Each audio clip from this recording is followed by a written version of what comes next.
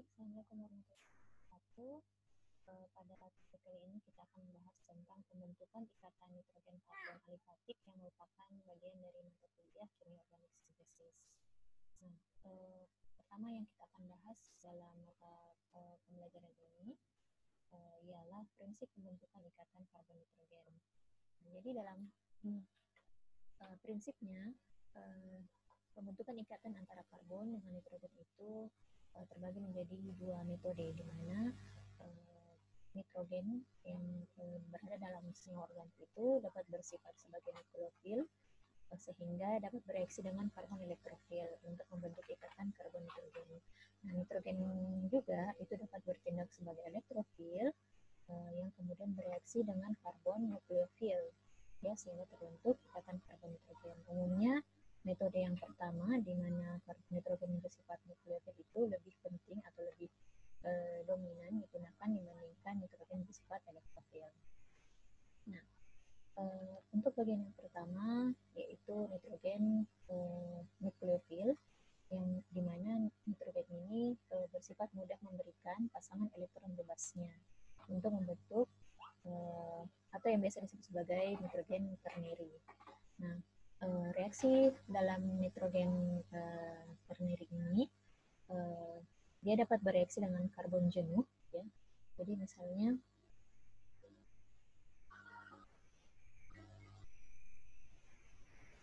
misalnya ada suatu nitrogen yang memiliki pasangan elektron bebas dapat bereaksi dengan karbon yang bersifat jenuh, sehingga karbon akan melepaskan ikatan dengan bulus yang mudah lepas, sehingga terbentuk ikatan antara karbon dan nitrogen, di mana nitrogen bermuatan positif dan melepaskan X dengan membawa pasangan elektronnya. Nah, atau bisa juga nitrogen ini bereaksi dengan karbon yang tidak jenuh, dan pada reaksi ini nitrogen yang bersifat nukleofil ini, misalnya karbon yang tidak jenuh adalah karbon karbonil, maka reaksi dimulai dengan pelepasan atau pemutusan ikatan pi, menghasilkan pembentukan ikatan karbon nitrogen, di mana karbon nitrogen yang bermuatan positif dan pemutusan ikatan pi, sehingga oksigen masih tetap terikat namun dia menjadi bermuatan negatif.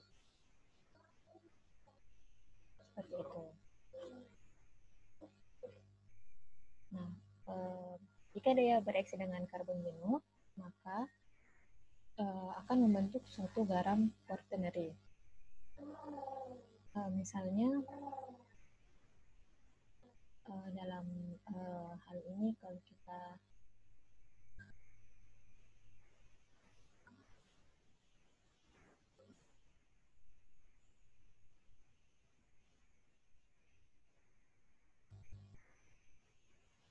misalkan ada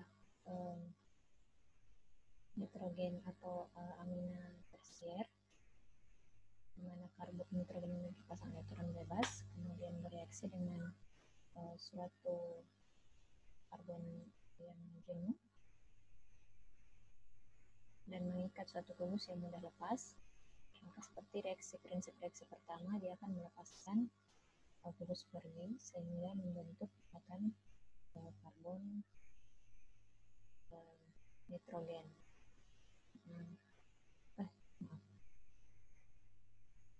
Ini sudah tidak memiliki pasangan elektron.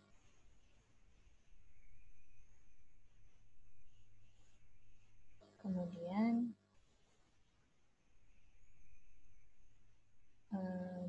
di sini nitrogennya bermuatan positif, dan ini yang disebut sebagai garam quaternary, di mana nitrogen mengikat 4 atom lain atau 4 kubus yang lain, jadi dia bermuatan positif dan ada pasangan ionnya yang bermuatan negatif. Jadi ini adalah suatu garam quaternary.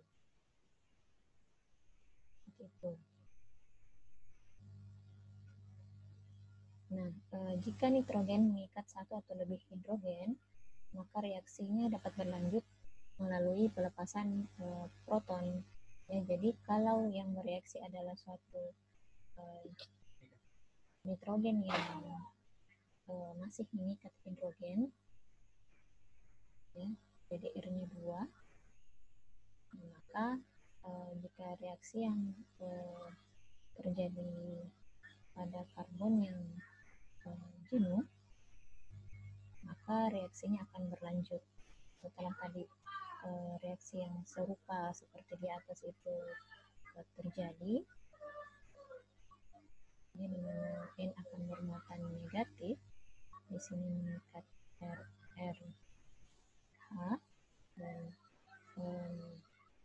memiliki pasangan ion X minus, maka reaksinya dilanjutkan dengan pelepasan proton, ya, untuk menetralkan nitrogen yang bermuatan positif, sehingga akan melepaskan H plus dan juga tadi X minus. Jadi yang terbentuk adalah karbon tersier.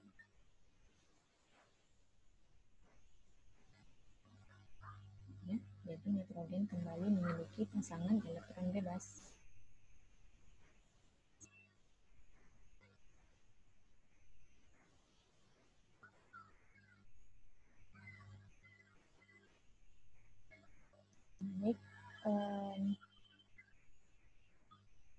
Baik, karbon nitrogen itu juga bisa dapat bereaksi dengan karbon yang tidak jenuh, di mana reaksi itu dapat diikuti dengan pergeseran proton. Ya, jadi kalau seperti tadi yang saya contohkan,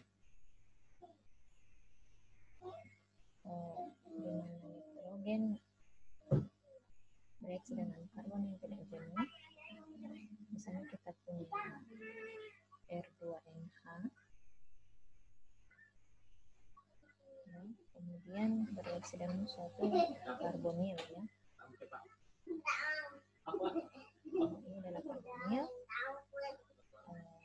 maka reaksi yang seperti tadi itu akan terjadi di mana ada pemutusan ikatan pi. Nah, jadi prinsipnya seperti itu. R kemudian akan menjadikan oksigen bermuatan negatif, sedangkan nitrogennya bermuatan positif.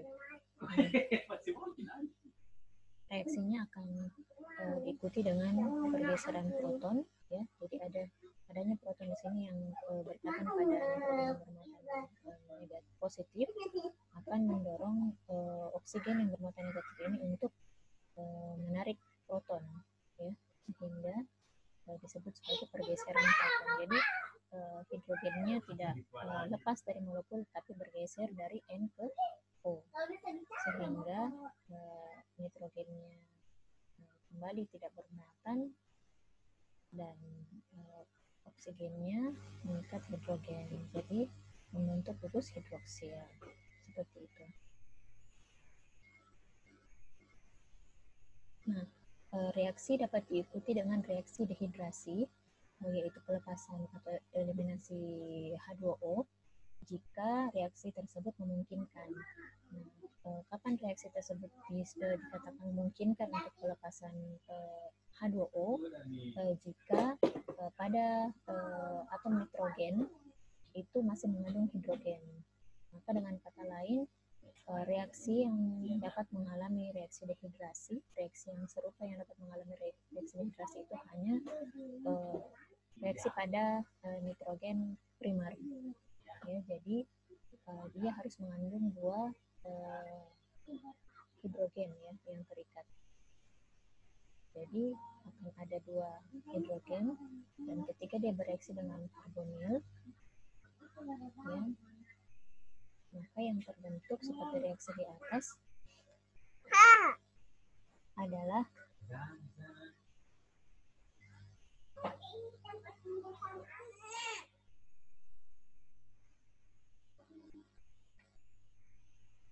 seperti ini. Nah, produknya sama, ya, tapi karena dia adalah nitrogen atau amina primer, maka dia masih mengandung hidrogen, dan ini yang kemudian dapat mengalami reaksi dehidrasi. Jadi reaksi dehidrasi yang terjadi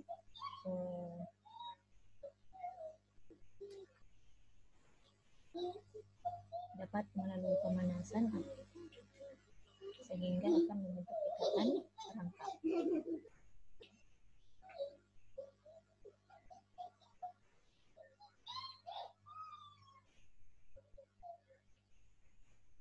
Oke, seperti itu.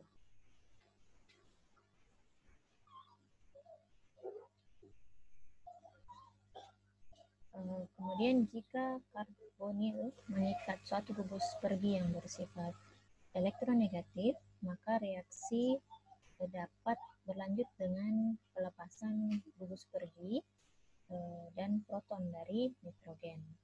Jadi kalau dalam hal ini, jika misalnya karbonil yang bereaksi adalah suatu asil halida atau halida asam, ya, jadi karbonil misalnya dia mengikat klor, maka setelah tadi memutuskan ikatan pi-nya,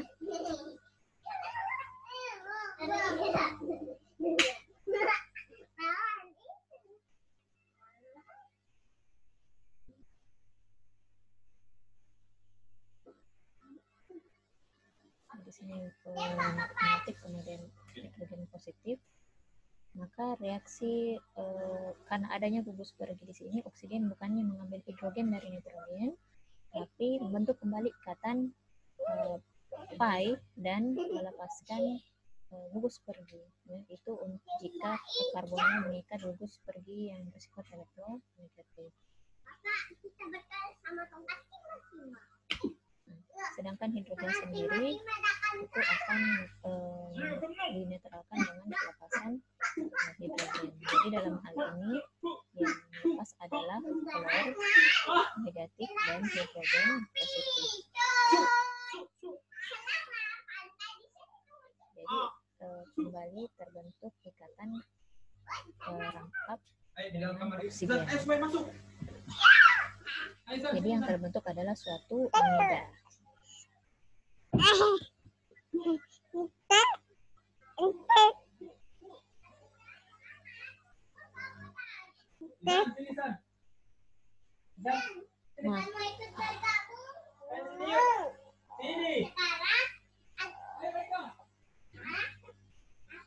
Yang kedua adalah nitrogen yang bersifat elektrofil, di mana nitrogen yang bersifat elektrofil adalah nitrogen di dalam kation, seperti contohnya ion diazonium aromatik, ya, ini ion diazonium aromatik atau ion nitronium, ion nitrosonium, alkil nitrit atau alkil nitroso.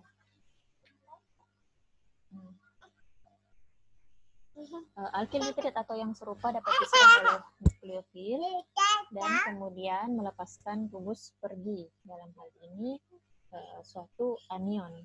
Nah, misalnya kita ambil contoh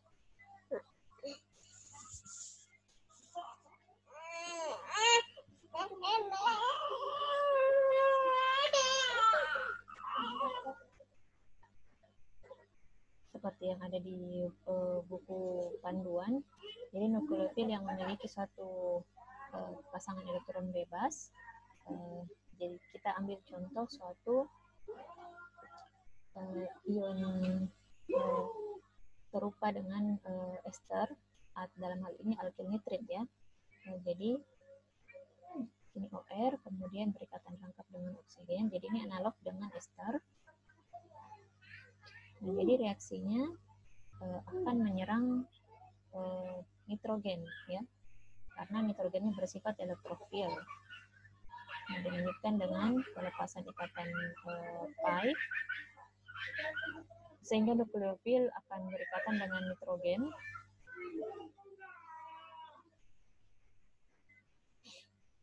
Nah, Kemudian untuk menetralkan spesies ini, maka oksigen kembali membentuk ikatan pi dan melepaskan gugus pergi dalam bentuk anion. Ya. Jadi RO itu akan lepas sebagai gugus pergi, RO minus. Sehingga terbentuklah ikatan antara nukleofil dan nitrogen. Seperti itu. Nah, reaksi ini analog dengan reaksi terhadap ester.